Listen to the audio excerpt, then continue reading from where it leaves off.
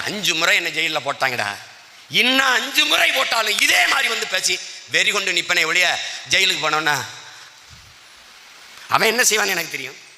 ஜெயிலில் போய் 6 மாதம் போட்டோன்னு அதை சாப்பிட்டோன்னு எனக்கு வயிறு புண்ணு ஆயிடுச்சுன்னு. ஏன் எனக்கு வயிறு புண்ணாகலை? நான் சாப்பிட மாட்டேன். அவன் சோற தண்ணி கூட குடிக்க மாட்டேன்.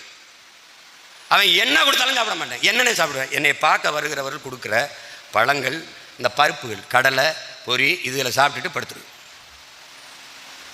காவல்துறை அதிகாரிலாம் கெஞ்சுவாங்க, ஐயா சாப்பிட்டு படுங்களையா, நேற்று கூட சொன்ன பாருங்க, சாப்பிட்டு படுங்கய்யா, ஐயா படிங்கய்யா, சாப்பிட்டு படிங்களையா, உடம்பு கெட்டு போயிருமையா ஐயா அப்படின்னு. அப்போ நினைப்பேன், நம்மளை பெற்ற தாய் கூட நம்மளை இப்படி ஒரு தடவை கூட சொல்லையே. அது மாதிரி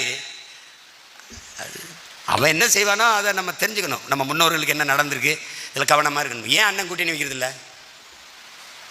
கூட்டணி வச்சதுனால என் முன்னோர்கள் எப்படி வீழ்ந்தார்கள்ங்கிறத படித்ததுனால என் கற்றறிவை